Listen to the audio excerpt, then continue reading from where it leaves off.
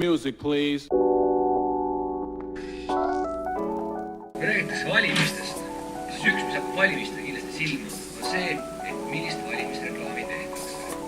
Loomulikult lähenegu tuleks ka välja, et poliitikud, kes suudavad kogukonda teenida niimoodi, et need ideed oleksid leidlikud, lahendused oleksid odavad ja müüksid kõige paremini.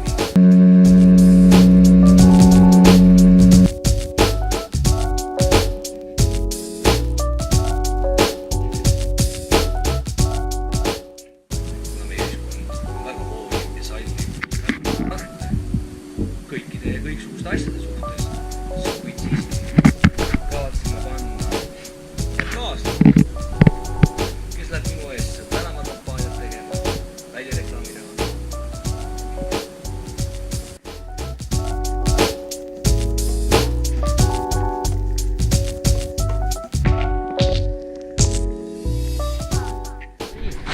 Esimesed töötunnid on meil tehtud.